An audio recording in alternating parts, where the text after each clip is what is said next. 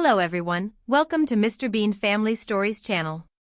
This is where we bring you interesting, funny and inspiring stories from Mr. Bean family every day.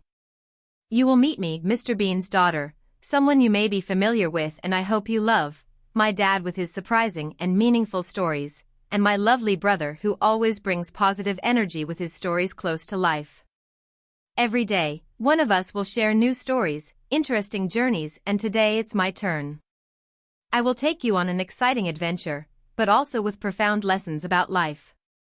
Today's story carries a simple but important message: never judge something by its appearance. Behind that appearance, there are always surprises waiting for us. If you like our family dynamic, don't forget to hit that subscribe button so you don't miss any of our stories on this amazing journey. Share this video with your friends, family, and loved ones, and don't forget to leave some interesting comments to let me know what you think. Now, let's dive into today's story and dive into the world of surprises. Let's get started. Megan Harris parked her modest sedan a block away from the jewelry store. The sun was just beginning to rise over the skyline of Manhattan, casting a warm glow over the city streets.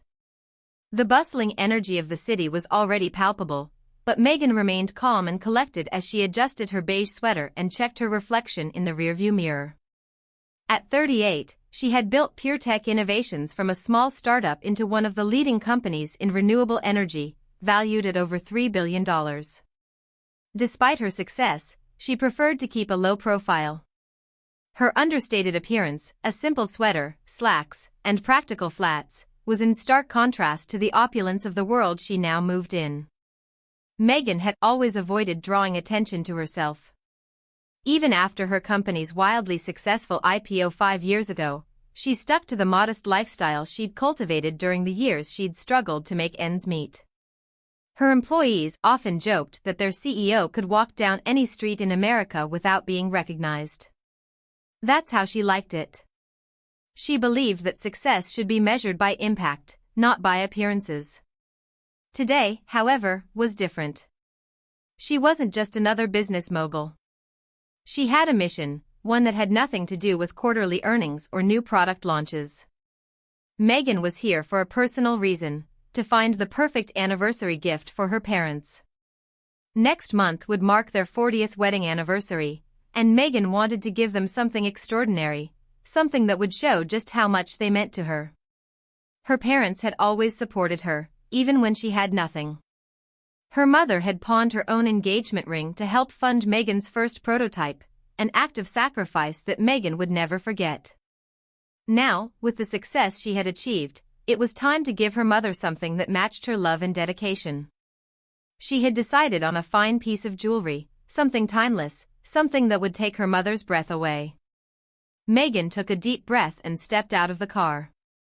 The door to the jewelry store was just ahead, Bristol & Reed, one of the most exclusive jewelry stores in Manhattan, known for its exquisite collection of rare diamonds and luxury pieces. As she approached the heavy glass door, she felt a wave of hesitation. Despite her wealth, these kinds of luxury establishments had always intimidated her. There was something about the polished interiors, the air of exclusivity, that made her feel like an outsider. The door swung open with a soft chime as Megan entered, the sound almost ethereal in the quiet morning. The interior was more impressive than she had imagined. Gleaming mahogany shelves lined the walls, showcasing sparkling gems under soft lighting that gave everything an almost otherworldly glow. It was a space dedicated to beauty and exclusivity, and Megan felt the weight of it all. 4 employees in crisp black suits were scattered around the showroom, their eyes immediately scanning her as she entered. The air felt heavy, thick with the scent of expensive perfume and polished wood. The faint hum of the city outside seemed miles away, and for a moment, Megan felt as though she were in another world entirely. She walked toward the first display case, her footsteps barely audible on the plush carpet beneath her. There, nestled under a glass dome, was a diamond necklace that immediately caught her eye. It was everything her mother would love: elegant, timeless, and undeniably beautiful. The platinum chain held a perfect oval diamond in the center, surrounded by smaller diamonds that shimmered in the light. Megan's heart fluttered. This was the piece. As she stood there, silently admiring the necklace, she waited for someone to acknowledge her presence. She wasn't in a rush, but she had come here for a reason, and she hoped that someone would see that. However, no one approached her. The staff continued with their business, assisting other customers, most of whom were draped in designer clothing and adorned with jewels that spoke of wealth and privilege. Megan stood quietly by the display case, her gaze fixed on the diamond necklace, but she couldn't help noticing the attention the other customers were receiving. A couple had just entered the store, and the male salesperson, a tall man with silver-streaked hair, immediately greeted them. "Good morning, Mrs. Carmichael, how lovely to see you again," he said, his voice smooth, almost too practiced. "Is this the lucky gentleman you mentioned last week?" Megan observed the interaction from the corner of her eye, her fingers still gently tracing the edges of the display case. The woman's designer clothing and flashy jewelry spoke volumes about her status. Megan had to admit, she felt a pang of discomfort. It wasn't just the way the salesperson was fawning over the Carmichaels, but the subtle way he seemed to dismiss her as if she were invisible. She had come across this kind of treatment before, though not in such a conspicuous way. People often assumed she didn't belong, simply because she didn't fit their idea of what a successful businesswoman looked like. It wasn't a new feeling, but it always stung. As the Carmichaels were led to another part of the store, Megan tried not to let her emotions show. She wasn't here for drama, she was here for her mother. And yet, the lack of acknowledgement stung. After several minutes of quietly waiting, Megan scanned the room again, her eyes landing on another sales associate, a young woman named Emma, according to her name tag. Emma seemed to notice her at that moment, and started moving in her direction.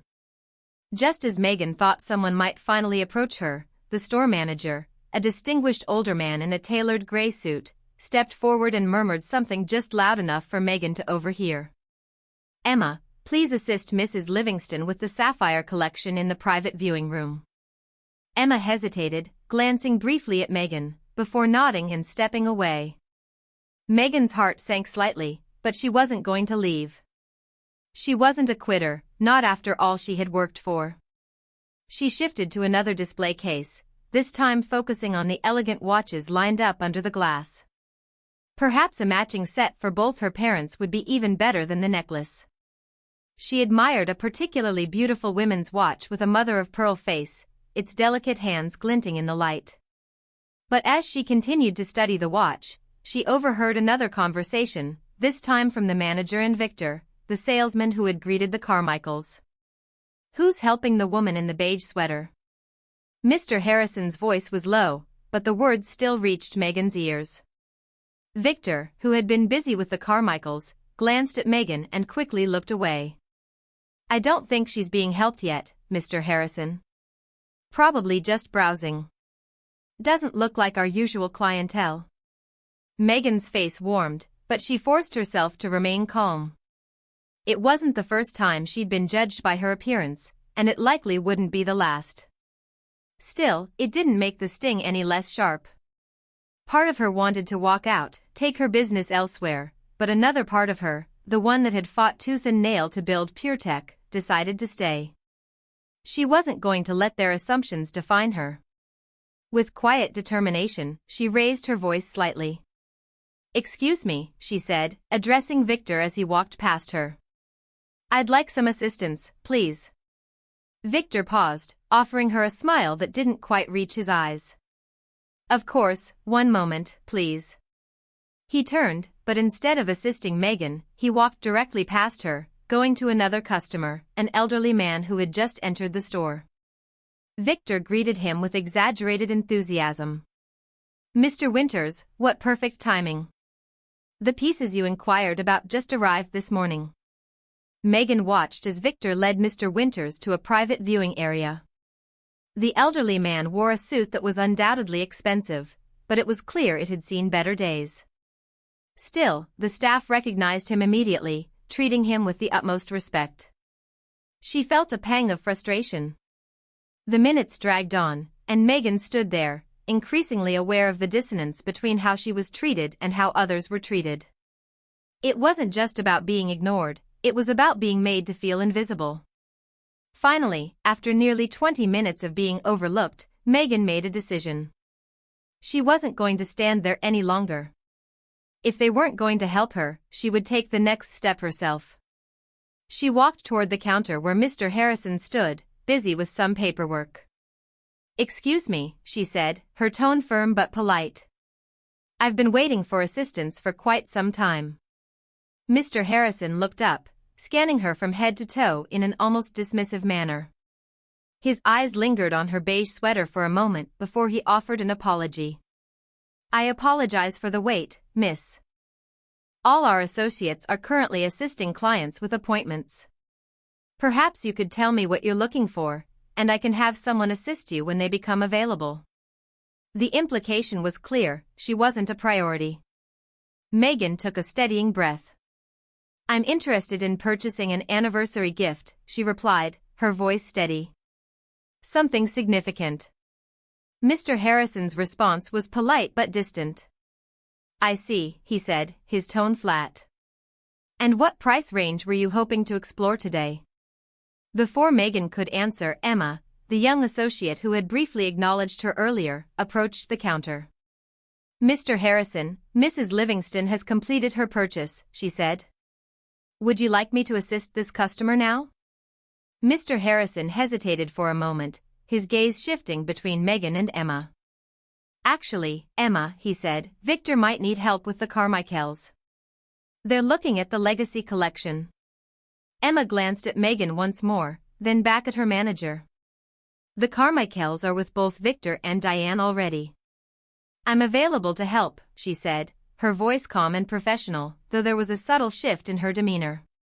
"Very well," Mr. Harrison conceded, though it was clear he wasn't entirely pleased. "Remember, we have the Rothschilds coming in at 11 for the diamond consultation." Megan's decision to wait for service, despite being treated like an afterthought, was starting to feel more like a test of her own patience than an ordinary shopping experience. She could feel the weight of the time ticking by as she stood there, watching the staff cater to their high-profile customers. The minutes stretched on, and yet no one came to her aid. She glanced around the store again, taking in the fine details of the luxurious surroundings. The polished glass cases, the gleaming diamonds, the carefully curated displays, all of it was designed to impress and awe, yet Megan felt no awe. Instead, she felt a quiet determination settling in her chest. She wasn't about to be dismissed so easily. This wasn't about the jewelry, it was about proving to herself, and to them, that she belonged in this world. A small voice in her head told her to walk away, to leave and take her business elsewhere. But she wasn't going to let their assumptions, their judgments about her appearance, dictate how her day would go. She had worked too hard, fought too many battles, to let this moment slip by without standing her ground. Her gaze shifted to the corner of the store, where Emma, the young associate who had briefly acknowledged her, was speaking to Mr. Harrison in hushed tones. Megan couldn't make out the conversation, but the tension in the air was palpable. She had overheard enough to know that she wasn't on anyone's radar for a sale, at least not yet. The thought of it irritated her, but she pushed it down. Emma caught her eye once more, her gaze hesitant, almost apologetic. She was still standing there, clearly torn between following her manager's directive and acknowledging Megan's presence. But then, as if a decision had been made for her, Emma started walking toward Megan, her heels clicking softly on the polished floor. Megan straightened her back, trying to convey an air of calm composure, despite the emotions swirling inside her. This was her moment, her opportunity to change the narrative.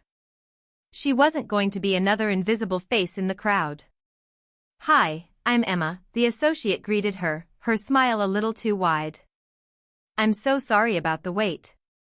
How can I assist you today?" Megan nodded, offering a polite smile in return, though it didn't quite reach her eyes. "I'm looking for a special anniversary gift for my parents," she said, her voice steady. "Something truly extraordinary. Something that reflects how much they mean to me." Emma's eyes brightened slightly. "That's so thoughtful," she said. "What kind of piece were you thinking about?" A necklace, maybe?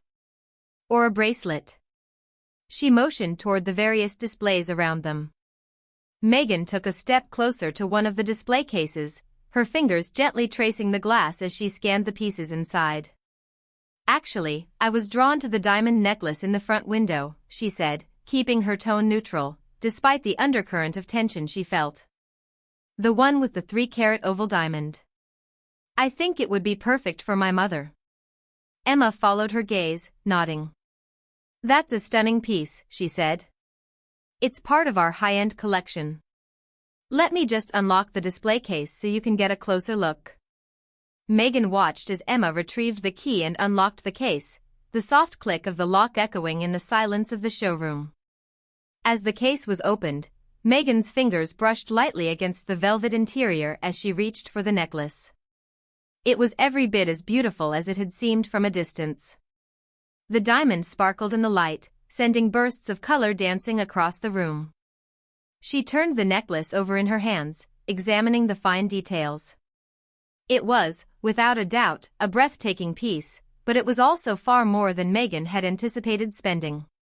She hadn't come here prepared to drop hundreds of thousands of dollars on a gift, especially not after the way she'd been treated. But then, she reminded herself, this wasn't about the money. This was about honoring her mother, showing her gratitude for all the sacrifices she'd made. Her eyes met Emma's, and for the first time since she'd entered the store, Megan felt a slight shift in the energy between them. Emma's earlier hesitation seemed to melt away, replaced with a genuine eagerness to help. There was something different in her approach now, a warmth, an understanding that wasn't there before. Megan couldn't quite place it, but it was a welcome change. Emma carefully placed the necklace on a velvet tray, her hands trembling slightly as she arranged the piece to catch the light just right. Megan noticed the subtle change in Emma's demeanor. The guarded professional distance from earlier had softened into a more genuine and warm interaction. It wasn't just about the sale anymore. Something in Megan's presence had made Emma reconsider the way she was treating this customer. It's truly stunning, Megan murmured, her eyes still fixed on the diamonds. The craftsmanship is incredible. Emma smiled, nodding. It really is one of our finest pieces. The oval cut maximizes the diamond's size, and the setting enhances its natural brilliance. It's part of our premier collection. Megan ran her fingers lightly along the chain, her mind racing. The necklace was, indeed, a work of art, but it wasn't just the diamonds that made it special, it was the meaning behind it. She could already picture the look on her mother's face when she saw it, the tears of gratitude that would well up in her eyes. It would be the perfect tribute, a symbol of all the years of love, sacrifice, and support her parents had given her. As Megan admired the necklace, she could feel the weight of Mr. Harrison's watchful gaze from across the showroom. He hadn't approached them yet, but Megan could feel his presence, like a shadow lurking just beyond her peripheral vision. She wondered what he was thinking, if he had figured out who she was. Her mind flickered back to the brief moments she had overheard earlier, the dismissive tone, the assumption that she was just another browser who didn't belong in a store like this. If only he knew. But then again, it didn't matter. She wasn't here to prove herself to him. She was here to find the perfect gift, and nothing would stop her from doing that. I'll take it, Megan said quietly, her decision made. I'll buy it. Emma blinked, clearly surprised. Oh, that's wonderful. I'll prepare the paperwork for you. She quickly reached for the display case keys again to lock the necklace inside, her movements a bit faster now, almost eager to complete the sale. But just as she was about to do so, Mr. Harrison's voice interrupted them. Excuse me, Emma. His tone was calm but firm, and there was an unmistakable authority in his words. He approached the counter, his shoes tapping sharply against the marble floor as he walked toward the two women. Megan straightened slightly, but her posture remained composed. She had no intention of letting the manager take control of this moment. She had made her decision, and she wasn't going to back down. Emma, Mr. Harrison said, his voice soft but sharp, I believe we should show Ms. Harris some of our other options. The legacy collection might be more fitting for someone with such refined taste. He shot a quick, assessing glance at Megan. Something more fitting for her level of investment. Megan's jaw tightened, but she refused to let the sting of his words show. The way he spoke, so condescendingly, as if her decision was somehow inferior, it was infuriating, yet all too familiar. This was the kind of treatment that she had endured for years, the kind of treatment she had fought against for so long. "I'm not interested in the legacy collection," Megan replied evenly, her voice steady. "I've made my choice." Emma hesitated, her eyes flicking nervously between Megan and Mr. Harrison. She opened her mouth, perhaps to offer an apology, but Mr. Harrison cut her off, his voice more insistent now. "I understand, but the legacy collection is our most prestigious line," he said, his tone now bordering on patronizing. "It's what our high-end clients typically go for." Megan's patience was wearing thin. She could feel her heartbeat quicken, the pressure of the moment building. She wasn't about to let Mr. Harrison dismiss her with his assumptions about what she could or couldn't afford. "I didn't come here to be treated like a second-class customer," Megan said, her voice calm but firm. "I came here to buy a piece of jewelry for my mother. The one I've chosen is perfect, and I'll take it, no matter what you think." Mr. Harrison's eyes narrowed slightly, but he said nothing more. Instead, he nodded curtly and stepped back, though his posture remained stiff and disapproving. Emma, meanwhile, was visibly relieved. She stepped forward, ready to proceed with the sale. "I'll prepare the paperwork right away," she said, her voice returning to its polite, professional tone. Megan could see the tension in Emma's shoulders ease as she went about the task, unlocking the case and carefully placing the necklace back on the velvet tray.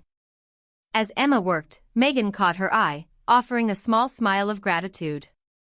Despite the awkwardness and discomfort of the situation, Megan felt a flicker of connection with Emma, a shared understanding that went beyond the surface-level interactions of customer and salesperson. Just as Emma finished preparing the paperwork, Megan's phone buzzed in her pocket. She excused herself briefly to check the message, her attention shifting for a moment. It was from David, her financial advisor. "Meeting at 2 p.m., remember to bring the portfolio," it read. Megan nodded to herself, reminding herself that she still had a few important meetings to attend to later. But for now, she was focused on the task at hand. "I'll take the necklace," Megan repeated, turning her attention back to Emma. "Please proceed with the sale." Megan signed the paperwork with a smooth, practiced motion, her pen gliding across the page. As Emma processed the sale, Megan's mind was still racing. It wasn't the cost of the necklace that had her attention, though she couldn't help but note the numbers. No, it was the way things had unfolded in the store, the treatment she had received, the dismissive attitudes, and the assumption that she didn't belong here. Even now, as she waited for the transaction to be finalized, the weight of those looks, those judgments, still lingered in the air. She could feel the eyes of Mr. Harrison on her from across the showroom, his gaze sharp and calculating. He hadn't said anything more since their brief exchange, but his silence spoke volumes. He was the kind of man who wouldn't let go of a slight easily. And Megan had no doubt that he had sized her up, dismissed her, and moved on to other things. Despite the discomfort, Megan wasn't angry. Well, maybe a little. But more than that, she felt disappointed. It wasn't the first time she had been judged based on appearances, and it probably wouldn't be the last. She had grown accustomed to it in the business world, where men in expensive suits and flashy watches held the floor, while she often found herself overlooked, underestimated. But every time it happened, it stung. And every time, it fueled her determination to prove that it wasn't about how you looked, it was about what you could do, what you could achieve. As Emma gathered the final paperwork and prepared the receipt, Megan took another look around the store. The walls were lined with dazzling displays of rings, bracelets, watches, all meticulously arranged to showcase the fine craftsmanship. It was impressive, no doubt, but Megan couldn't help but feel a distance between herself and this world of exclusivity. She wasn't part of it, not in the way that mattered to the people running this place. She could buy the necklace, could spend hundreds of thousands of dollars without a second thought, but the question remained, would they ever truly see her? Her thoughts were interrupted by the sound of a door opening behind her. Megan turned just as Mrs. Marshall stepped into the showroom, her silver hair pulled back in a chic knot, her presence immediately commanding the attention of everyone around her. Mrs. Marshall, the store's owner, had always had a reputation for being both formidable and gracious. Megan had heard of her in passing but had never met her face to face. "Miss Harris," Mrs. Marshall said warmly, her voice rich with a sense of authority and kindness. "I must apologize for the treatment you've received today." Her eyes flicked briefly to Mr. Harrison, who was now standing stiffly near the counter, his eyes flickering with something akin to panic. Megan couldn't help but feel a small sense of triumph. "You've been most patient," Mrs. Marshall continued, her gaze fixed on Megan. "And I do hope that we can rectify this situation." Megan, surprised by the sudden shift in the atmosphere, gave a small, polite smile. "I appreciate that, Mrs. Marshall. But really, it's not necessary. I'm simply here for my mother." Mrs. Marshall tilted her head slightly, studying Megan with a sharpness that belied her age. "Still," she said, her tone soft but firm, "you deserve better than this." Megan felt a twinge of something, guilt perhaps, or a sense of vulnerability, as Mrs. Marshall's gaze lingered on her. It wasn't a look of pity, but rather one of recognition, as if she could see the deeper layers beneath Megan's calm exterior. Mrs. Marshall understood what it was like to be underestimated, to be dismissed based on appearance alone. "How about we take a moment to make things right?" Mrs. Marshall suggested, her eyes glinting with a quiet understanding. "Let me show you something special, just for you." Megan hesitated for a moment. She wasn't sure if this was some sort of apology or a last-ditch attempt to make a sale. But something in Mrs. Marshall's voice, the genuine warmth, the empathy, made her feel like it was more than that. Perhaps Mrs. Marshall had seen through the surface-level interactions, understood the subtle ways she had been dismissed, and wanted to make it right. "I'd appreciate that," Megan said, her tone cautious but open. She glanced over at Emma, who was now holding the completed paperwork, a faint look of uncertainty on her face. Emma quickly handed over the documents, her expression apologetic. "Thank you again for your patience, Miss Harris," she said, her voice more sincere now. Megan gave a small nod of acknowledgement, then turned back to Mrs. Marshall. "Please," Mrs. Marshall said, gesturing to the back of the showroom with a graceful sweep of her hand. "Follow me." Megan followed her, her footsteps light against the polished floors. As they moved toward the back of the store, Megan couldn't help but feel the eyes of the remaining staff members on her, eyes full of curiosity, perhaps a little disbelief. She had no doubt they were all aware of her earlier treatment, and now, they were witnessing a shift in the dynamic, though they were too polite to comment.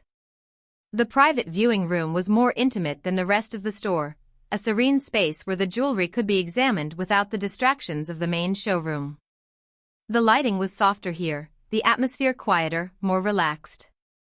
A glass display case sat in the center of the room, showcasing some of the store's rarest pieces. Megan stepped inside, her gaze immediately drawn to a set of necklaces, their intricate designs gleaming under the soft lighting. Each piece was more exquisite than the last, each one more luxurious, more alluring. But there, in the center of the display, was something that made her heart stop, a necklace that looked even more breathtaking than the diamond piece she had initially chosen for her mother. The centerpiece was a sapphire so deep it seemed to contain the whole night sky, surrounded by diamonds that sparkled with an almost ethereal light. Mrs. Marshall watched Megan's reaction closely, a knowing smile on her face. "This," she said softly, "is one of our rarest pieces. The sapphire is not only exquisite in color but also in rarity. It's from a private collection. I've never allowed anyone to see it until now." Megan stepped closer, mesmerized by the sapphire's deep blue hue, its depth and mystery. She had always loved sapphires, the way they captured the light, the way they seemed to hold secrets within their depths. But this piece, this necklace, was more than just a beautiful jewel. It felt personal, almost as if it had been waiting for her to discover it. "I'm not sure my mother would accept something like this," Megan said quietly, almost to herself. The necklace seemed so grand, so regal. It felt like something a queen would wear, not a woman who had spent her life in quiet humility. But then again, her mother deserved this. After all, she had always given so much, often asking for little in return. Megan had never truly appreciated how much her mother had sacrificed, how she had worked tirelessly, never complaining, always putting others first. Mrs. Marshall stepped closer, her voice calm and reassuring. "You may not think it's the right fit, but sometimes the most extraordinary gifts are those we hesitate to give. Your mother's sacrifices deserve something extraordinary in return." Megan felt a pang of emotion at her words. The simplicity of it struck her. This was more than just about jewelry, it was about giving back, about showing the people who loved you that you saw them, truly saw them, for everything they had done. "You're right," Megan said softly, looking at the necklace once more. "This is perfect." Megan sat in the plush chair of the private viewing room, still holding the sapphire necklace in her hands. The room felt smaller now, more intimate, as if the weight of her decision had made the space shrink around her. She gazed down at the necklace, her fingers tracing the contours of the sapphire, mesmerized by its color, deep, almost otherworldly, a shade of blue so rich it seemed to shift with the light. It felt like something out of a dream, something her mother would never imagine receiving, let alone wearing. Mrs. Marshall stood nearby, quietly observing her, her presence both calming and authoritative. Megan's emotions swirled inside her, torn between the grandeur of the piece and the simplicity of the life her mother had lived. "I know it feels like a lot," Mrs. Marshall said, breaking the silence in the room. "But sometimes the most beautiful things are the ones we hesitate to accept." Megan glanced up at her. "It's not that I don't think my mother deserves something beautiful, it's just, this piece feels so much larger than anything she would ever expect." Mrs. Marshall smiled softly. "You know, Megan, we often don't think we deserve the best things in life. But sometimes, the people we love need to see that they're worth it. It's not about extravagance, it's about appreciation. You want to show her how much she means to you, don't you?" Megan nodded, her throat tightening. She wanted her mother to know how much she was appreciated, how deeply Megan had always valued the sacrifices she had made for her. But the necklace, this stunning sapphire, seemed like too much. It was so far beyond what her mother would expect, so far beyond the quiet, unassuming woman who had spent her life caring for others without ever asking for much in return. "I want to give her the world," Megan whispered, her voice breaking slightly. "I want her to know that everything she did, everything she gave up for me, mattered." Mrs. Marshall stepped forward, her eyes soft with understanding. "Then this is the right piece. It's a reflection of everything you've worked for, everything you've built, and everything you've become. Your mother will see it for what it is, the ultimate thank you, not just for what she's done for you, but for the person you've become because of her." Megan's eyes filled with tears as she looked down at the necklace once again. Her mind flashed to memories of her mother, her hands, worn from years of hard work, her smile that always seemed to hide the weight of all the sacrifices she had made. Her mother had always put others first, always been the one to hold everything together, even when life had been difficult. Megan had grown up watching her mother go without, seeing her trade her own dreams for the sake of Megan's future. Now, standing in front of this priceless necklace, Megan realized that she had never truly understood the depth of that love until this moment. "This is more than just a gift," Megan said quietly, her voice thick with emotion. "This is everything I wish I could have given her when I had nothing. And now that I can, it feels like it's not enough." Mrs. Marshall nodded, understanding the weight of Megan's words. "It will be enough. It's not the cost of the gift that matters, it's the meaning behind it. And she'll understand that." Megan took a deep breath, wiping her eyes quickly. It felt surreal, like she was standing at the edge of something monumental. This wasn't just a purchase, it was a turning point. She was about to give her mother a gift that would show her just how deeply she was loved, no more hiding behind modesty, no more holding back. Megan carefully placed the necklace back onto the velvet tray, her fingers lingering for a moment on the cool surface. She could already see it, her mother's face lighting up, her hands trembling as she held the gift. It wasn't just a piece of jewelry, it was a piece of her heart, given to the person who had made it all possible. The emotional weight of the moment struck her all at once, and Megan found herself pausing to gather her composure. "I think I've made my decision," Megan said, her voice steady now, though still thick with emotion. She looked at Mrs. Marshall, who had been watching her with quiet understanding. "I'll take it." Mrs. Marshall's smile was soft but knowing. "Excellent choice. It's truly a one-of-a-kind piece. I'll make sure it's wrapped up for you." As Mrs. Marshall prepared the necessary paperwork and arranged for the necklace to be carefully packaged, Megan stepped back slightly, taking a deep breath. The realization that she was about to give her mother something so extraordinary filled her with a quiet sense of fulfillment.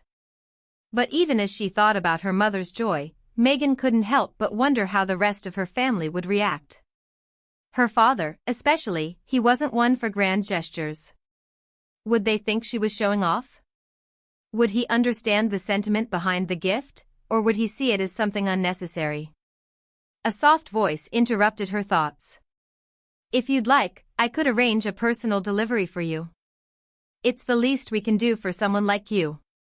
Megan looked up to see Emma standing by, offering a tentative smile.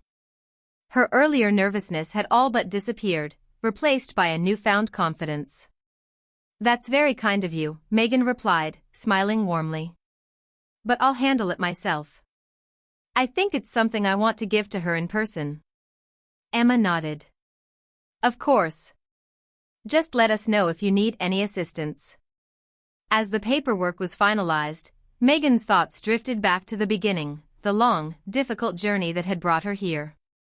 The early days of PureTech Innovations, the nights spent in her cramped apartment, the overwhelming sense of uncertainty as she had worked tirelessly to build the company from the ground up. She remembered the times her mother had supported her, even when Megan had felt like giving up. Her mother had believed in her when no one else had, when there was no evidence that Megan's dreams would ever come to fruition. Now, standing in this luxurious showroom, Megan realized that everything she had built was because of that belief, the belief that she was capable of more than she had ever imagined. "Thank you," Megan said quietly to Mrs. Marshall as she handed over her credit card. "For everything today. This means more to me than I can say." Mrs. Marshall smiled again, her gaze warm and approving. "It's been a pleasure working with you, Megan. You've made a wise choice. And I'm sure your mother will appreciate it more than you know." As Megan completed the transaction and the necklace was carefully packaged, she felt a sense of finality. This wasn't just a gift, it was a symbol of all the love, sacrifice, and support that had shaped her life. It was a testament to everything her mother had done for her. Megan took the bag, the weight of it a physical reminder of the emotional journey she had just undertaken. "Thank you again, Mrs. Marshall. I'll be sure to tell my friends about this place," Megan said, offering a genuine smile. "It was my pleasure," Mrs. Marshall replied with a slight bow of her head. "You're always welcome here." As Megan walked out of the showroom, the cool Manhattan air hit her face. She could feel the weight of the bag in her hand, but it no longer felt heavy. It felt like a promise kept, a milestone reached. She wasn't just a successful entrepreneur anymore, she was someone who had learned to give back, to appreciate the people who had helped her along the way. She smiled to herself, feeling a sense of peace settle over her. The next few days passed in a blur for Megan.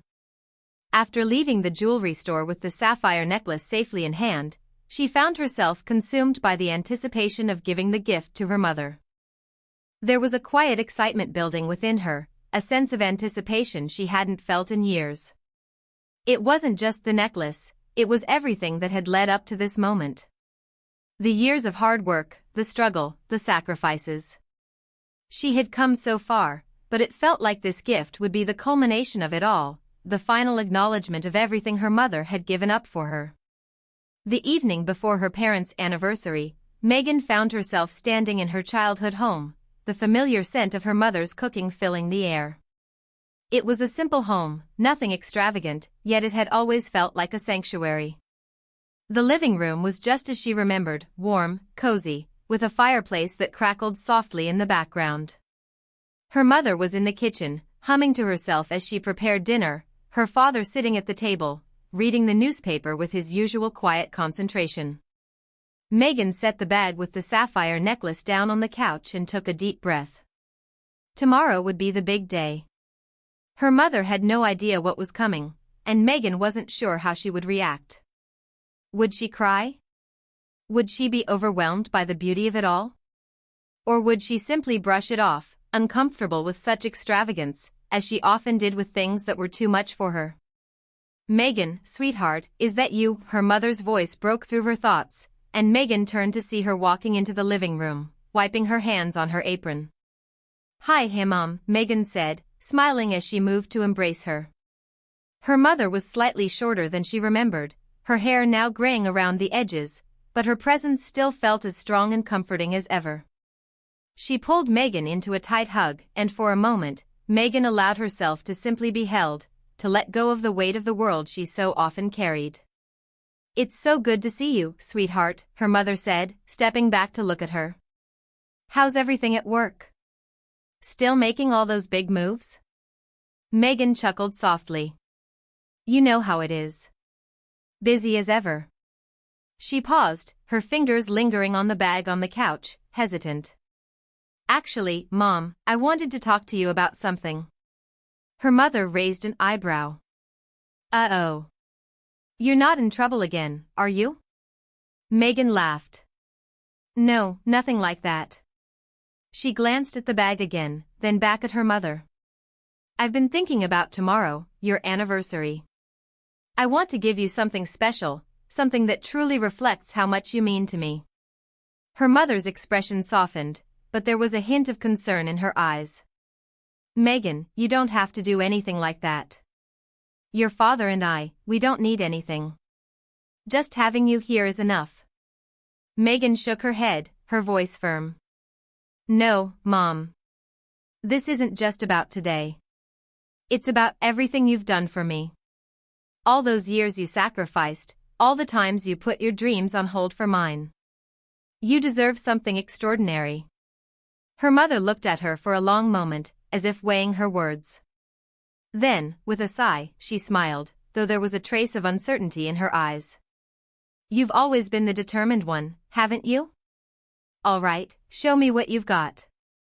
Megan reached for the bag and slowly pulled out the velvet box that contained the sapphire necklace. She placed it carefully on the table, her heart racing in her chest as she waited for her mother's reaction. Her mother stared at the box for a long moment, her eyes wide with disbelief. The room fell silent, save for the soft crackling of the fire. Megan could feel the tension in the air, the weight of the moment pressing down on both of them. She had never seen her mother so still, so quiet. Her usual warmth seemed to evaporate as she simply stared at the necklace, her expression unreadable. Megan. Her mother's voice cracked, and for a moment, it sounded like she might be choking on the words. What is this? This is far too much. Mom, Megan interjected softly, her voice a little more fragile than she'd intended. You've given everything for me. All the sacrifices, all the years you put me first. I want to give you something that reflects just how much I appreciate everything you've done for me. You deserve this. Her mother shook her head, her hands trembling as she reached out to touch the necklace. I never wanted anything like this, Megan. We don't need anything extravagant. I've always told you that. Megan's heart clenched, and she felt a pang of frustration rising in her chest. She had worked so hard for this, had sacrificed so much, and now her mother, her beautiful, selfless mother, was rejecting her gift. Not out of any sense of malice, but because it was too much, because she didn't feel worthy of it. I know you don't need anything, Megan said, her voice barely above a whisper. But you deserve it. You deserve more than I can give, more than this necklace even represents.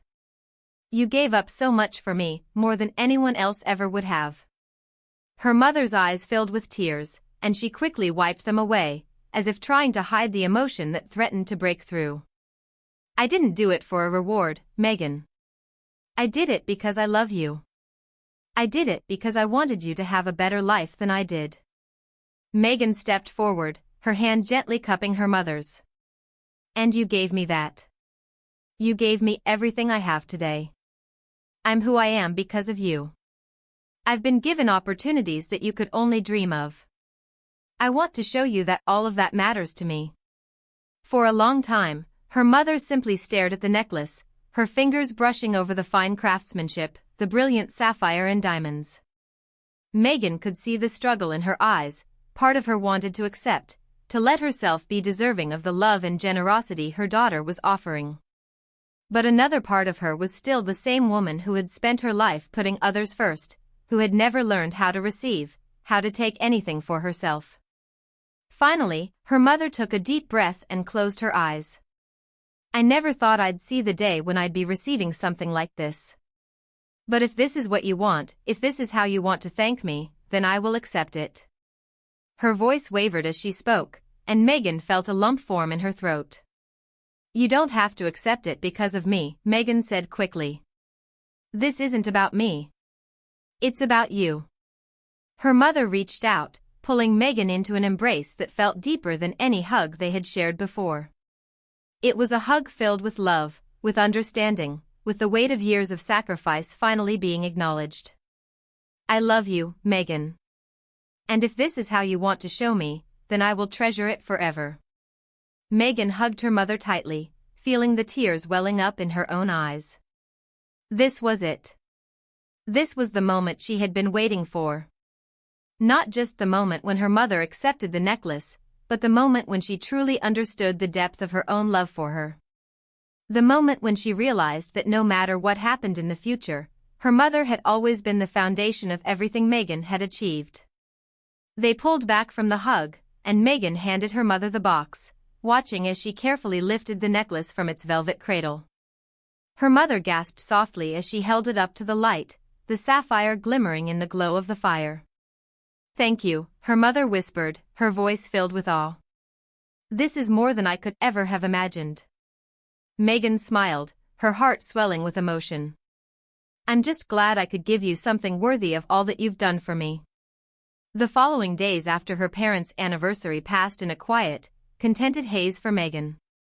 Her mother had been overwhelmed by the necklace, tears in her eyes as she clasped it around her neck, and her father had looked at her with quiet pride, as though seeing his daughter for the first time through new eyes.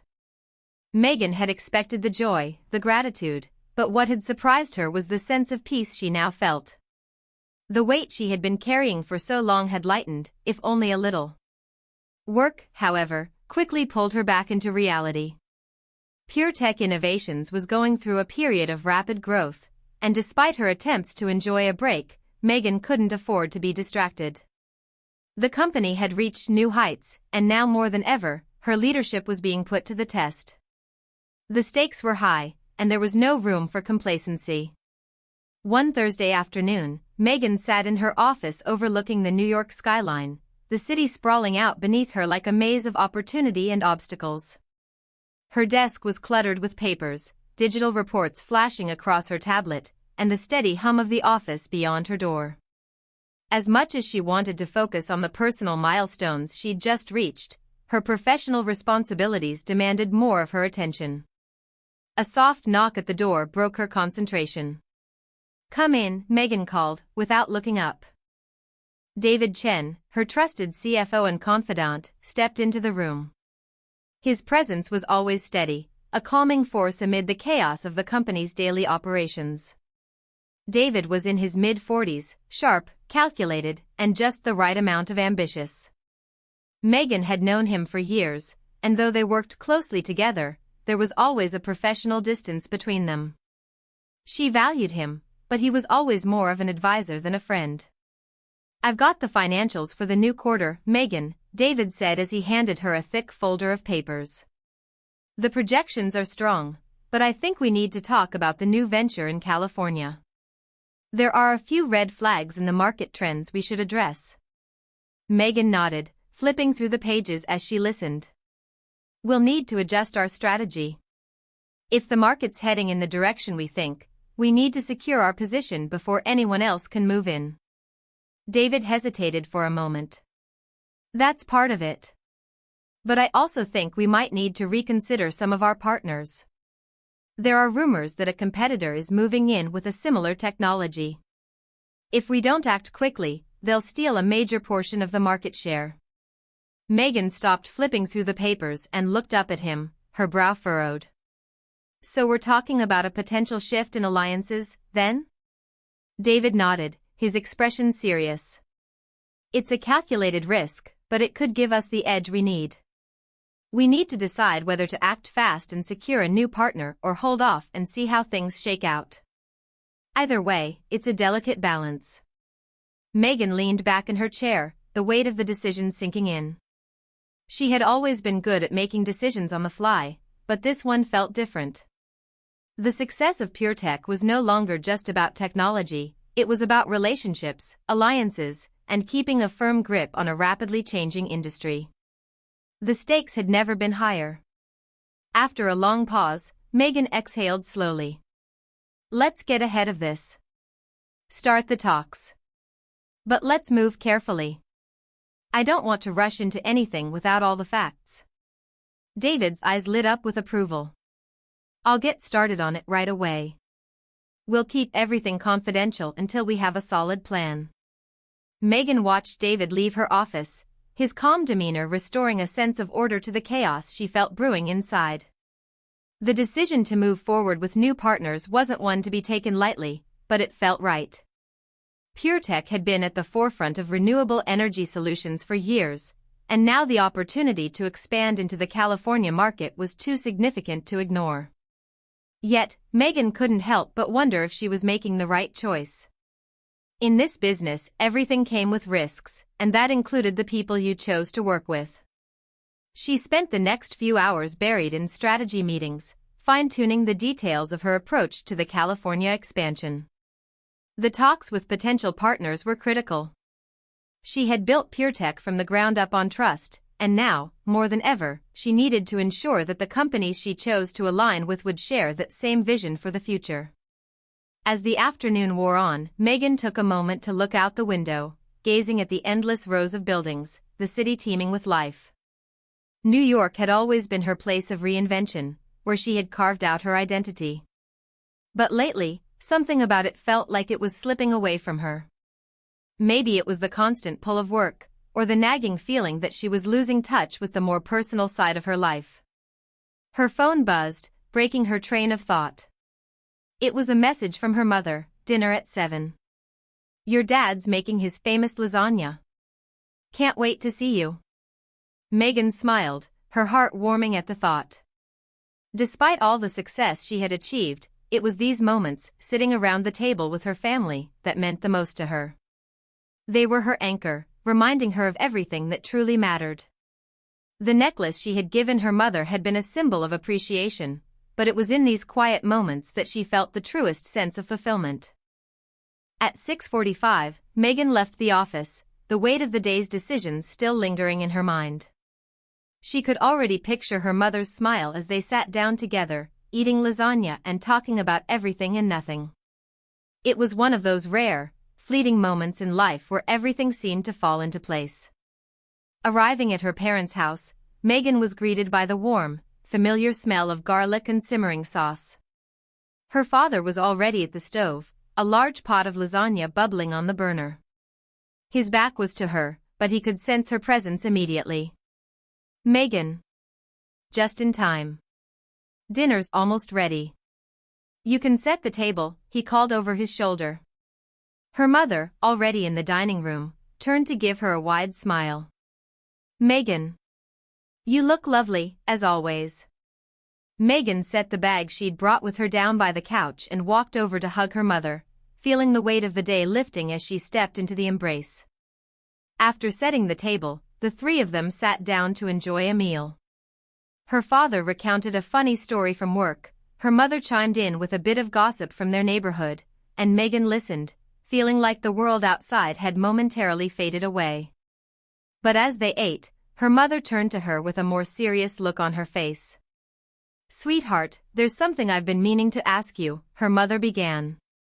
"I've been hearing things about your company. There's a lot of talk in the news about your expansion into California. Are you sure you're making the right decisions?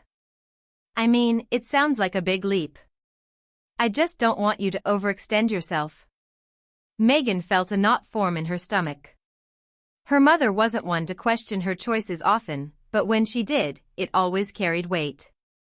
Her mother's concerns were grounded in love. She simply didn't want Megan to lose sight of what mattered most. Megan paused, carefully choosing her words. "I know it sounds risky, but we've been planning for this for a while. It's not just about growth, it's about securing our future. I want to make sure PureTech continues to lead in the industry, and sometimes that means taking big steps. But I'm being cautious. I'm not rushing into anything without weighing the consequences." Her mother nodded slowly, though she still looked uneasy. "I just want you to be careful, Megan. You've done so much, but you don't want to get caught up in the chase for more. I've seen people lose themselves in that, and I don't want that for you." Megan met her mother's gaze, feeling a lump form in her throat. "I promise, Mom. I'm not losing sight of what matters. Not now. Not ever." The following week was a blur of meetings, deadlines, and endless emails. Megan had barely had a moment to catch her breath since her dinner with her parents. The company was rapidly growing, and with each passing day, the pressure mounted. Her decision to push forward with the expansion into California felt right, but the stakes were high. Every move she made now carried the weight of the future of PureTech. It was the kind of responsibility that kept her awake at night, wondering if she was truly prepared for what was to come. Despite her confidence in the strategy, doubt always found a way to creep in. But the one thing Megan had learned over the years was to trust her instincts.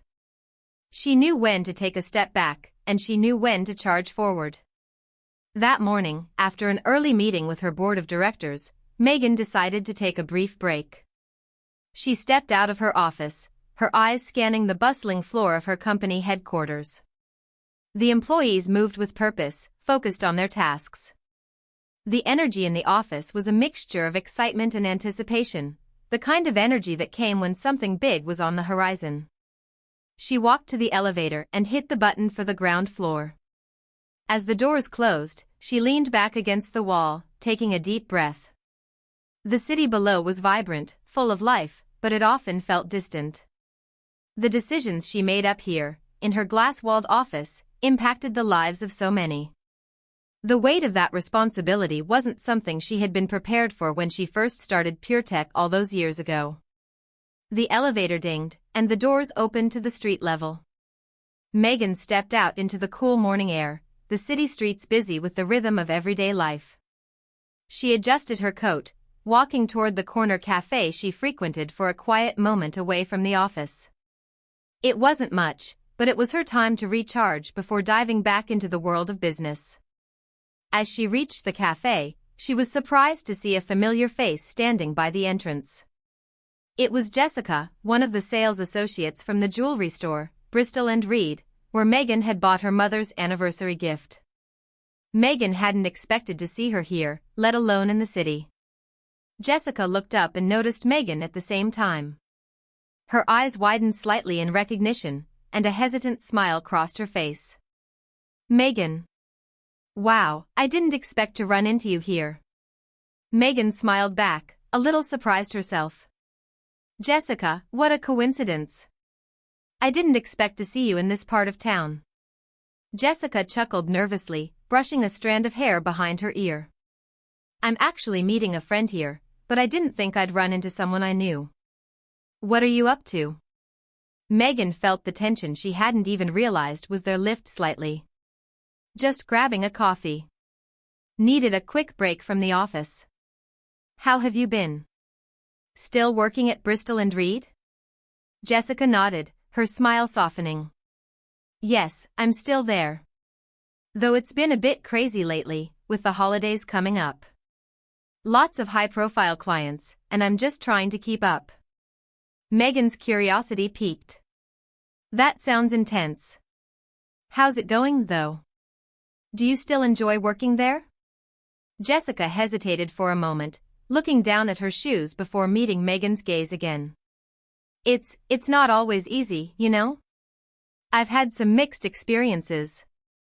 But I'm grateful for the opportunity.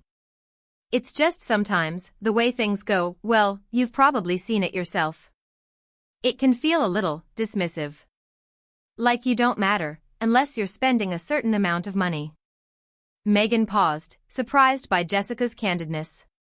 She had never really thought about the pressures employees like Jessica might face, not from her own experience anyway. The jewelry store had always seemed like such a glamorous world, one where wealth and status were celebrated, and the staff were there to cater to the high-end clientele. You don't have to tell me all this, if it's too much, Megan said gently. But I get it. Sometimes, people forget that we're all just people underneath it all. Jessica smiled faintly, clearly appreciating the understanding. Thanks, Megan. I guess it's just been a lot lately. Anyway, I didn't mean to dump all that on you. How about you?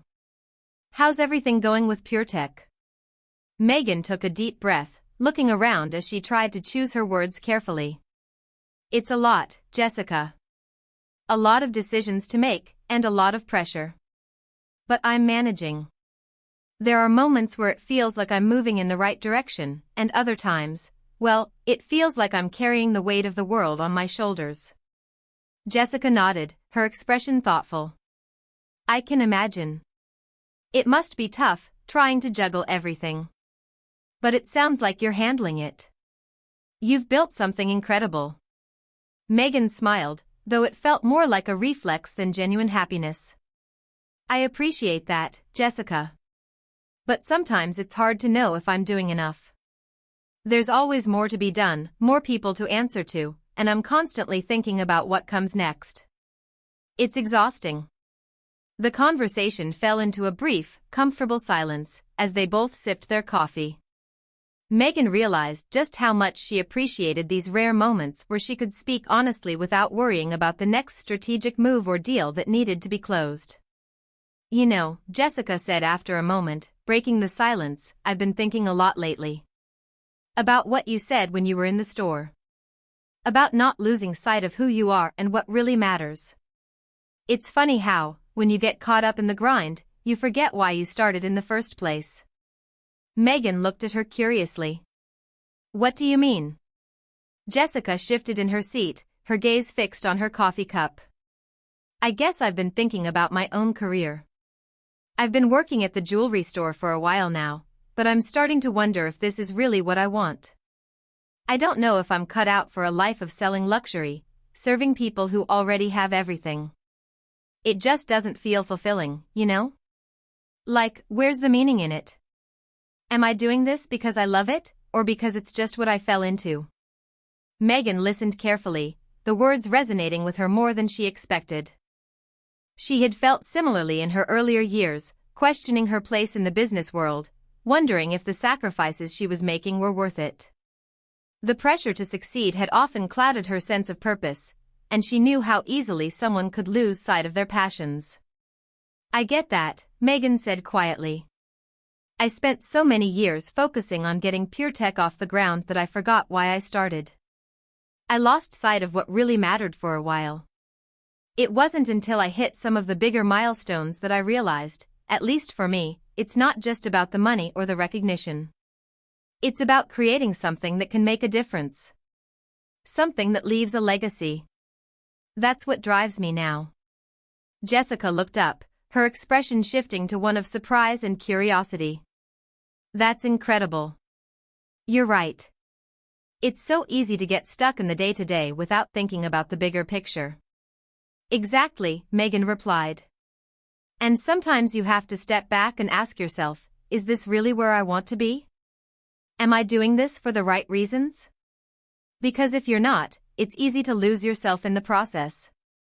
For the first time in a while, Megan felt a spark of clarity. Talking with Jessica, hearing her doubts and concerns, helped her realize something she hadn't been willing to admit. Despite all the progress PureTech had made, there were parts of her own life she had been neglecting. Relationships, personal growth, the simple joys of life. The pressure to keep climbing had distracted her from the very things that had once driven her passion: innovation, progress, and a desire to do something good for the world. Maybe that's something you should consider, Jessica, Megan continued, her voice steady and encouraging. You don't have to stay in a place that doesn't make you happy. You deserve to do something that lights a fire in you, something that gives you purpose beyond just making a sale. I'm sure you have a lot more potential than you realize. Jessica smiled faintly, a mix of gratitude and uncertainty on her face. I never really thought of it that way. But maybe you're right. I've always played it safe, you know? Never really took a chance on myself. You're still young, Megan said with a soft chuckle. You've got plenty of time to figure it out. And whatever you decide, just remember that your worth isn't tied to where you work or what you do. It's about what you contribute to the world, and most importantly, to yourself. Jessica's eyes shone with a hint of newfound hope. Thanks, Megan. I really appreciate this. I think you've given me something to think about. Megan smiled, feeling a quiet sense of fulfillment wash over her. It was moments like this, when she could share what she had learned, when she could help someone see a different perspective, that made everything she had worked for feel meaningful. Maybe, just maybe, this conversation would be the first step toward Jessica finding her own path. Well, I'm glad to be of help, Megan said, standing up from her chair. And don't hesitate to reach out if you ever need advice. We could all use someone to bounce ideas off of every now and then. As she left the cafe and stepped back into the bustling New York streets, Megan felt a weight lift from her shoulders. The world felt just a little bit clearer, and for the first time in a while, she felt at peace with the direction she was headed. The following week, Megan found herself in the whirlwind of preparing for the company's big presentation to a new potential investor. The pressure was mounting, but this was the moment she had been working toward for years, the chance to solidify PureTech's future in the renewable energy sector, to ensure that the company could continue to expand its reach and develop cutting-edge technology that would change the world. But as much as Megan was focused on her work, there was a nagging feeling that kept creeping into her mind. The discussions with the new potential partners in California were moving quickly, and with every new development, the sense of uncertainty grew. Was she truly making the right decision? Were these partners the right fit for the long-term vision she had for PureTech? These questions gnawed at her, and despite her usual confidence, she found herself questioning everything she had built. She sat in her office late one evening, staring at the financial projections on her tablet, unable to focus. The numbers were strong, but there was something missing, something intangible that she couldn't quite put her finger on. Megan had always trusted her instincts, but right now, her gut was telling her something wasn't right. Her phone buzzed, breaking her train of thought. It was a text from her mother. We're all so proud of you. Dinner on Sunday? Your dad is making his famous roast. Megan smiled at the message. It was a simple thing, but it grounded her in a way that nothing else could. Her family, her roots, were the one thing she could always count on to bring her back to reality. Her mother's constant support had been a cornerstone of her success, and it was something Megan was beginning to realize she had neglected over the years, consumed by the company's demands. She typed back quickly, Sunday sounds great. Can't wait. Then, as she set her phone down, her mind returned to the looming decisions at hand. The presentation, the new partners, the potential shift in strategy, it was all so overwhelming. The stakes were too high, and Megan wasn't sure she was ready to risk everything on a single deal. There had to be a better way to move forward, a more measured approach. Her phone buzzed again, this time with a call from David. Megan hesitated for a moment, wondering if she was ready for another conversation about the future of PureTech. But she knew it was inevitable. He had always been her sounding board, the voice of reason when things got too complicated. She picked up the phone. David, what's up? Megan, he said, his voice sounding strained, I've been thinking about the expansion. I know you're under a lot of pressure right now, but I think we need to take a step back. I've been going over the numbers, and there are a few red flags. We might need to reconsider some of the assumptions we've been working with. Megan leaned back in her chair, rubbing her temples. What kind of red flags are we talking about? David hesitated for a moment before answering. The California market is risky, Megan. It's not as stable as we thought, and the competition is fiercer than we anticipated. If we move forward with this, there's a good chance we could lose a significant portion of the market share before we even get started. I think we need to reevaluate our strategy. Megan's stomach dropped. She had been so focused on making this expansion happen, so focused on the idea of growth, that she hadn't taken the time to truly assess the risks. David's words stung, but they were the wake-up call she needed. Okay, Megan said slowly, feeling the weight of the decision. Let's put a pause on the talks for now. I need to think this through. David's voice softened. I think that's the right move. I know it's not what you wanted to hear, but I've got your back. We'll figure this out. Megan closed her eyes, feeling a mixture of relief and frustration. This was the part of leadership that no one talked about, the moments when decisions were no longer clear, when the pressure of success made everything feel uncertain. Megan sat quietly for a few moments after the call ended, the weight of David's words settling heavily on her shoulders. She had been so caught up in the idea of expansion, of being at the forefront of the renewable energy revolution, that she had overlooked the fine print, the hidden risks that were now becoming all too clear. She stood up, pacing around her office. The windows looked out over the city, the skyline bathed in the warm glow of the setting sun. It was beautiful, but at that moment, Megan didn't feel the peace she had once found in this view. Instead, she felt the anxiety of the choices ahead pressing in on her, a constant hum that buzzed in her ears. What had she been thinking? She was trying to push PureTech into a market that wasn't ready for them. The new partners, the market dynamics, they were all variables she hadn't accounted for.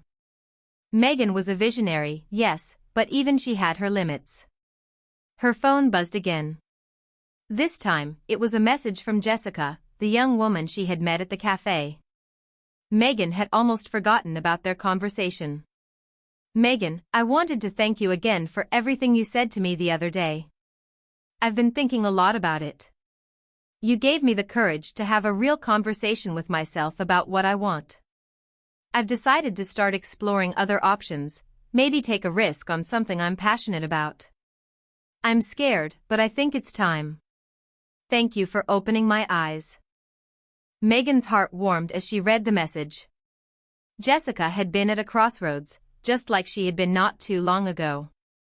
It was a reminder that sometimes, all it took was a small shift in perspective to make a life-changing decision. And while Megan had been focusing on the larger decisions for PureTech, it was moments like these, helping someone find their own way, that grounded her and reminded her of why she did what she did in the first place. She typed a quick response, "You're welcome, Jessica.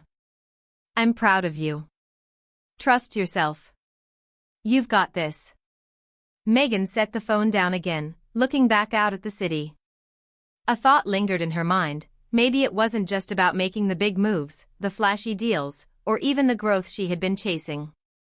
Maybe it was about staying true to her own purpose, ensuring that each step she took aligned with her values, and not just with her ambition. Taking a deep breath, Megan made a decision.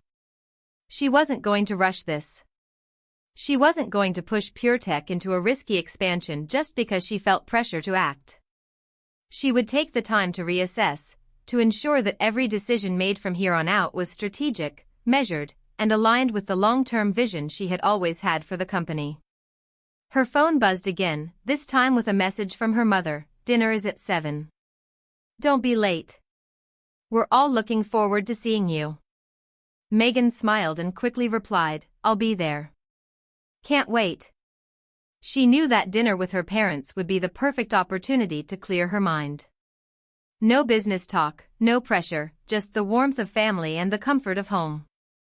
Megan closed her laptop and walked out of the office, her mind already shifting away from the corporate world and toward the peace of her parents' home.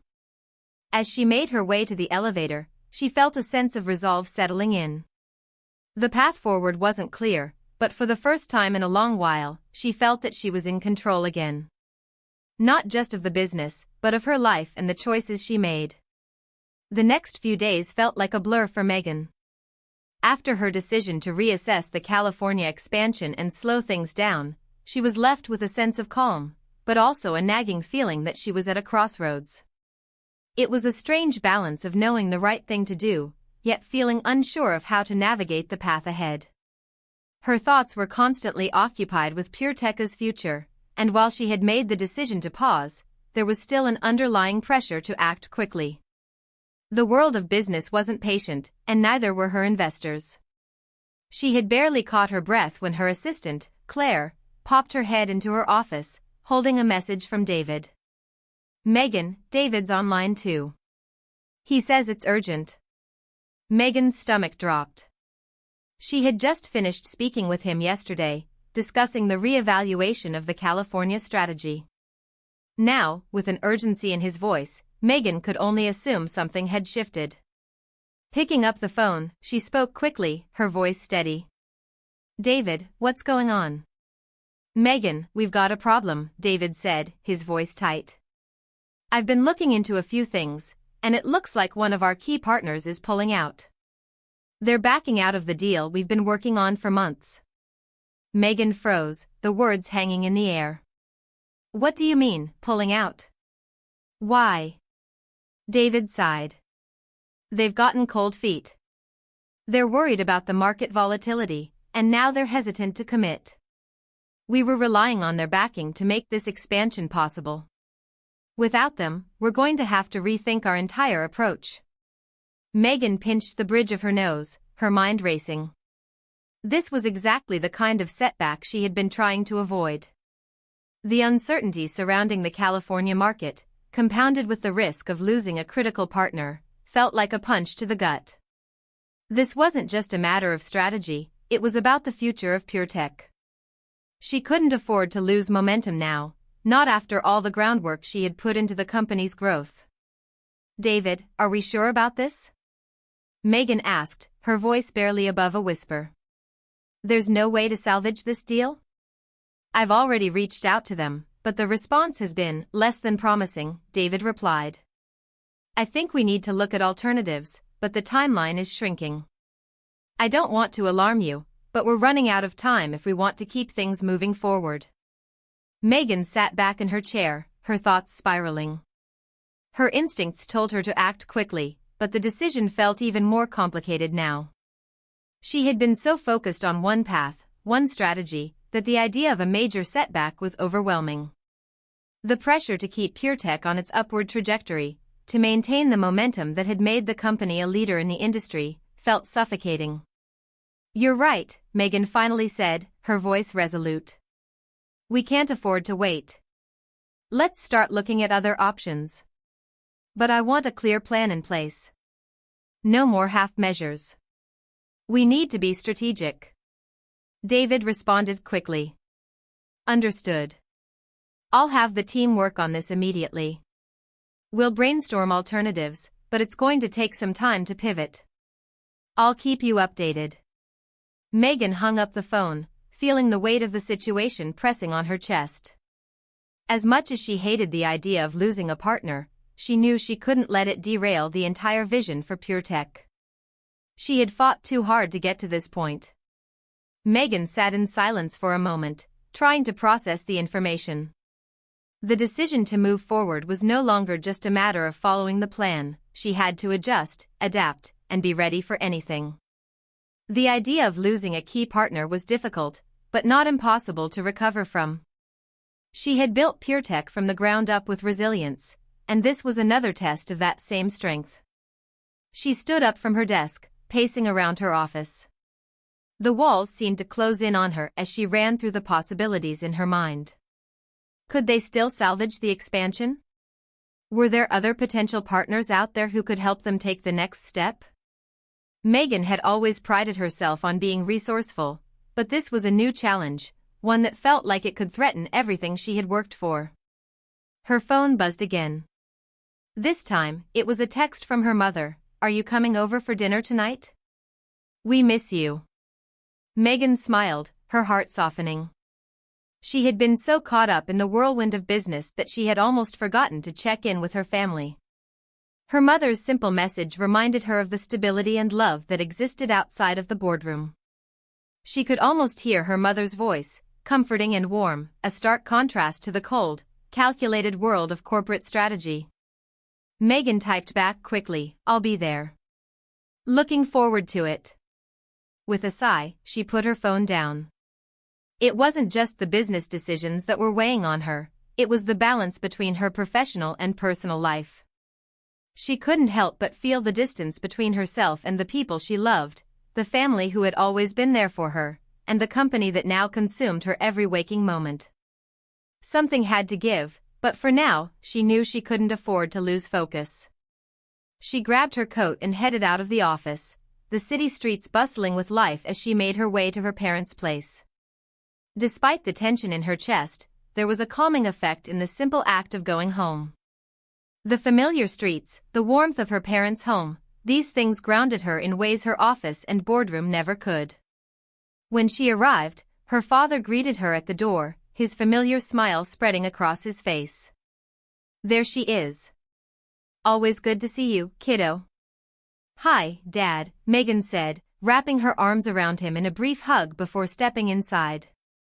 The scent of her mother's cooking filled the air, and for a moment, Megan allowed herself to simply be, no strategies, no pressure. Just family. Her mother was in the kitchen, stirring a pot of what smelled like her famous spaghetti sauce. She turned as Megan walked in, her eyes lighting up with affection. "You made it. Just in time for dinner," her mother said, pulling Megan into another warm embrace. "How's everything going?" Megan hesitated for a moment. She had always been honest with her parents, but tonight, she wasn't sure how much to share. The weight of the business decisions she was facing felt too heavy to unload all at once, especially when her mother was simply trying to make her favorite meal. "It's going well," Megan said, forcing a smile. "Busy, you know. Same old, same old." Her mother raised an eyebrow. "You're a terrible liar. Something's on your mind, I can tell." Megan chuckled softly, then sighed. "It's just business stuff. There's a lot going on with the company, and right now, I'm trying to figure out if we're making the right decisions. It feels like everything is shifting under me, and I'm not sure if I'm handling it the right way." Her mother nodded, placing a hand on Megan's shoulder. "You've always carried the weight of the world on your shoulders. But listen, you don't have to figure it all out in one night. We've got plenty of time, and we're here for you, no matter what." Megan's throat tightened at her mother's words. She hadn't realized how much she needed to hear that. It was one of the few times in her life that she felt like she could just be herself, without the expectations, without the pressure to perform. Dinner was filled with laughter and stories, as it always was when they gathered around the table. But as the evening wore on, Megan's mind kept drifting back to the business challenges ahead. Still, she knew that when things became overwhelming, moments like these, surrounded by the people who loved her unconditionally, were the reminders that helped her keep going. The next few days brought a shift for Megan. After the dinner with her parents, where she had allowed herself to just be, something inside her changed. The weight of the company's decisions still hung over her, but the pressure felt different now, more manageable. The time away from her office, the quiet of her parents' home, and the steady rhythm of their small family life had given her a new perspective. It wasn't about controlling every detail or rushing into the next deal, it was about the choices she made, and making sure those choices aligned with her values. Her mind wandered to the conversation with Jessica in the cafe, how Jessica had been questioning her own career, uncertain of her next steps. Megan had shared her own struggles, the doubts she had faced earlier in her journey, and how she had come to understand what truly mattered. Those words felt like a reflection of where she was now. For so long, she had been focused solely on the end goal, blinded by the ambition to succeed. But now, she wondered if the constant chase for more was the right path.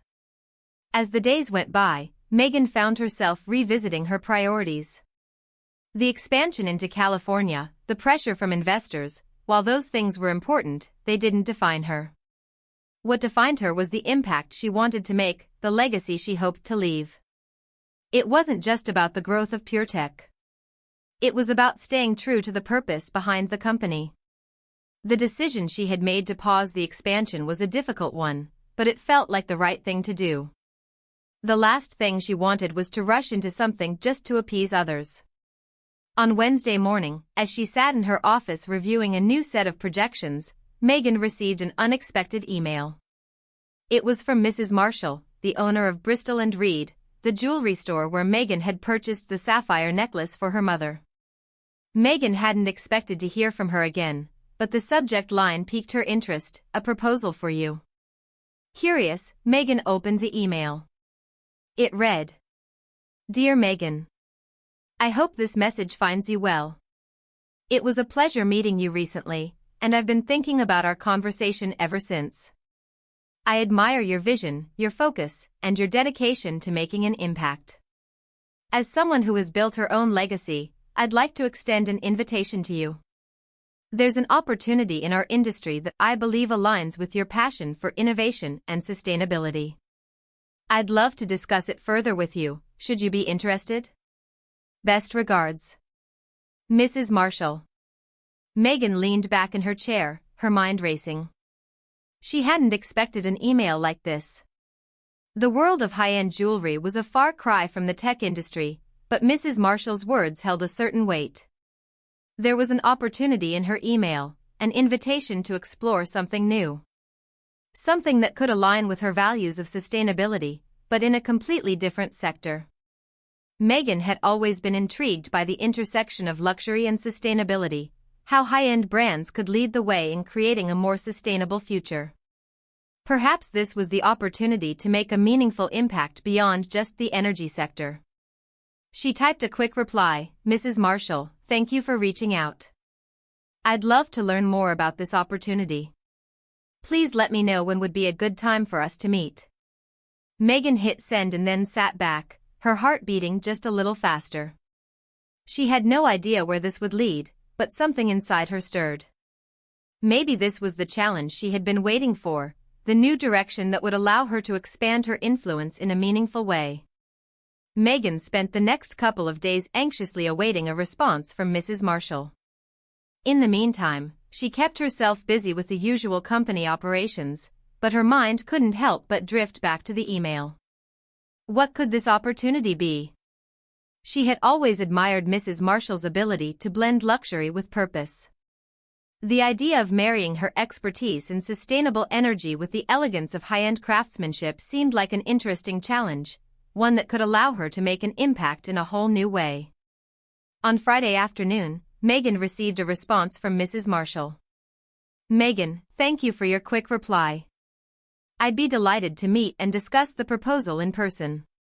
How does Monday at 10 a.m. sound? I believe it could be a mutually beneficial conversation. Please let me know if that works for you." Without hesitation, Megan confirmed the meeting time. She wasn't sure what to expect, but she knew it was a conversation worth having. As she prepared for the meeting, she began to think about the potential paths her career could take. Maybe this was the push she needed, an opportunity to expand her horizons and tackle a new frontier that she hadn't previously considered. Monday arrived quickly. Megan found herself walking into a sleek, modern building in the heart of Manhattan. Mrs. Marshall's office was on the top floor, offering an incredible view of the city.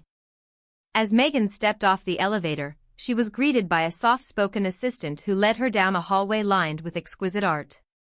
The entire atmosphere felt like a perfect blend of sophistication and understated elegance, much like the jewelry Megan had admired at Bristol & Reed.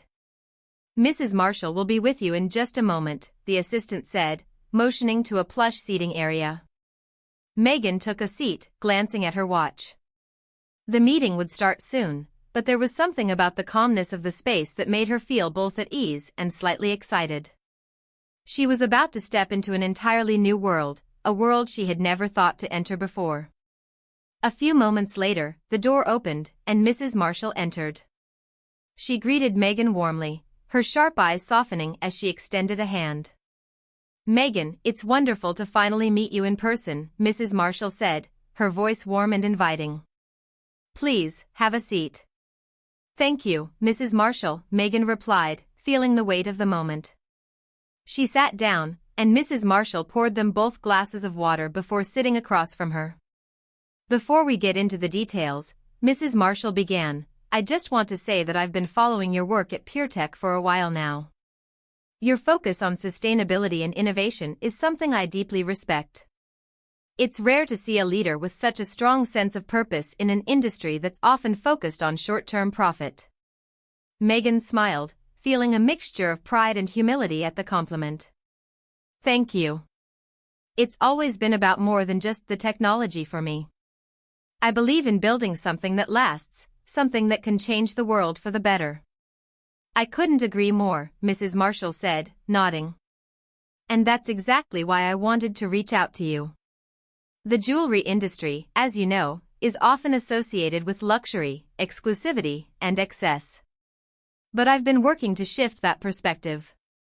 There's a growing demand for sustainable luxury, where craftsmanship and ethical sourcing go hand in hand.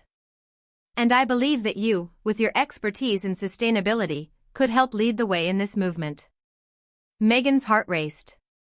This was exactly what she had been thinking about, finding a way to merge sustainability with luxury, to change the industry from within. She had never considered entering the world of high-end jewelry, but the more Mrs. Marshall spoke, the more it felt like the perfect next step for her. "I'm intrigued," Megan said, leaning forward slightly. "What exactly are you proposing?" Mrs. Marshall's eyes lit up with excitement. "I want to create a new division within Bristol & Reed, focused entirely on sustainable and ethical luxury. We would source only the most environmentally responsible materials, work with artisans who prioritize craftsmanship over mass production, and create pieces that aren't just beautiful, but also meaningful. And that's where you come in." Megan's mind raced with possibilities. This could be the challenge she had been searching for, a chance to leave her mark on a completely different industry, while still staying true to her values of sustainability and innovation. Megan sat in the plush chair across from Mrs. Marshall, her thoughts swirling with the possibilities that lay ahead.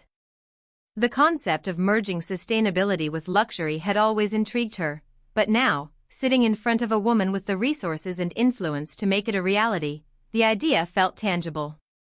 This was the opportunity to reshape an entire industry, and Megan could feel the excitement building inside her, but with it came a sense of responsibility she wasn't used to.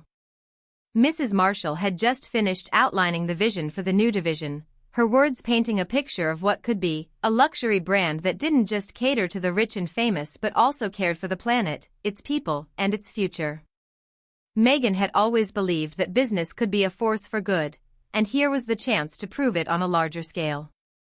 "I know this is a big leap," Mrs. Marshall said, breaking into Megan's thoughts. "But I believe with your leadership and my experience in the luxury sector, we can do something extraordinary. We can set a new standard for what it means to be both luxurious and responsible." Megan felt her pulse quicken.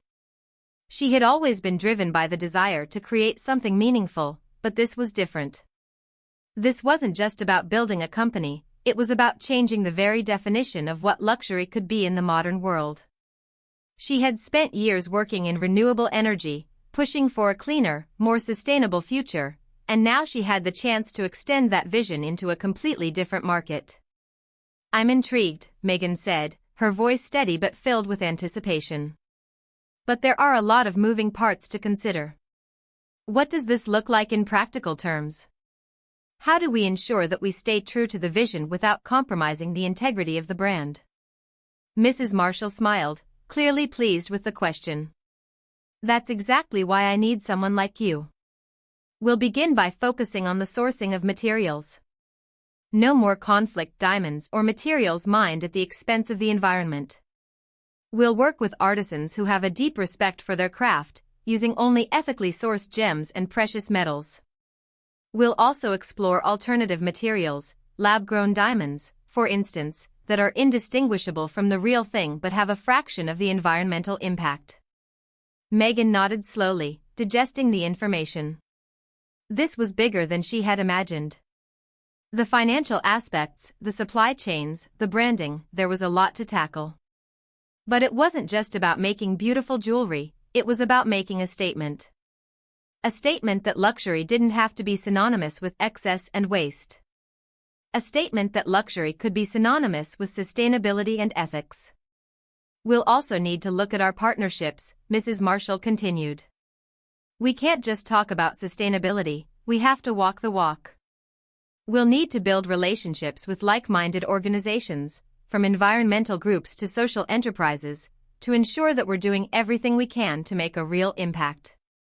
Megan leaned forward, her mind already racing with possibilities. The road ahead was unclear, but the direction felt right. There were challenges, of course, financial hurdles, market dynamics, the inevitable resistance from an industry used to operating a certain way. But those were the things Megan thrived on. She wasn't afraid of challenges. She had built PureTech into a force to be reckoned with, and she would do the same here, with a fresh perspective and a vision for the future. You're right, Megan said after a moment. This will be a challenge, but it's one worth taking on. Let's do it. Mrs. Marshall's eyes gleamed with approval. I knew you'd see the potential. I'm excited to see what we can accomplish together. As Megan stood to leave, a sense of clarity washed over her. The decision to step into this new world had felt daunting at first, but now it felt like a natural next step. She had always been passionate about sustainability, but now, she had the chance to redefine what it meant in the context of luxury. This wasn't just another project, it was a movement in the making. Megan left Mrs. Marshall's office with a renewed sense of purpose. The elevator ride down to the lobby felt different, as if the weight she had carried for so long had finally started to lift. She had a clearer vision of what she wanted to do, and for the first time in a while, the path ahead seemed full of possibility. As she stepped out of the building and onto the busy New York street, the city's pulse matched her own, fast, relentless, and full of opportunity. The meeting had sparked something within her. There was a sense of excitement, yes, but there was also something deeper, something more profound. She had always believed that business should create value, but now, with this new project, she was about to take it a step further. This wasn't just about profit. It was about changing the narrative of an entire industry. Megan had always seen the world in shades of gray, nothing was ever purely good or purely bad. She had fought to build a company that valued the planet, that focused on renewable energy and sustainability. But she had never considered the intersection of those values with the luxury industry. It was a bold step, and she knew it wasn't going to be easy. But what had she been doing all these years if not challenging the status quo? As she walked, Megan made a mental checklist of the next steps. The first priority was securing a team. She would need people who shared her passion for sustainability, but who also had experience in the luxury market, people who understood the nuances of high-end branding and knew how to make something not only ethical but also desirable. She would also need to assess the financial landscape and figure out how to secure the necessary funding. The idea of competing with established brands was daunting, but it wasn't impossible. With the right strategy, they could create something that would set a new standard in luxury. By the time she reached her apartment, the sun was beginning to set. Megan had barely thought about her personal life lately, but as she stepped inside and saw the quiet space she had created for herself, she realized how much she needed to reconnect with the things that brought her peace. She had always worked hard, always put the company first. But now, it was time to find balance. Her phone buzzed again, this time with a message from David. I think we should meet tomorrow. I've got a new angle on the California expansion, and it might be worth revisiting the conversation. Megan stared at the message for a moment, the familiar tug of responsibility pulling at her. She had been focused on the new project with Mrs. Marshall, but PureTech was still her priority. The expansion could wait, she told herself. But deep down, she knew she couldn't avoid the decision forever. She typed back quickly, "Let's meet tomorrow. Let me know the time and place." The moment she hit send, Megan felt a sense of urgency rise within her. The luxury project with Mrs. Marshall was exciting, but it also felt like a new frontier, one she wasn't sure she was ready to navigate just yet. It was important, more than just another business venture, but she knew she had to keep her focus on PureTech. The future of the company still depended on her. Megan stood at the window of her office, watching as the city buzzed below her. The skyline of New York stretched endlessly before her, its towering buildings shimmering in the early evening light. The air was heavy with the scent of rain, but for once, Megan didn't mind. It felt like a moment of transition, a symbol of the changes she had been wrestling with for months. Her mind had been split lately, torn between the demands of PureTech, the new opportunity with Mrs. Marshall, and the growing tension between the two worlds. She had made incredible strides with her company, turning it into a force for good in the renewable energy sector. But now, faced with a new frontier in the luxury market, she found herself questioning her priorities. Could she balance both? Could she lead the charge for change in the energy sector while simultaneously reshaping the luxury market? David's email from the previous evening kept replaying in her mind. "I've got a new angle on the California expansion. I think it's worth revisiting."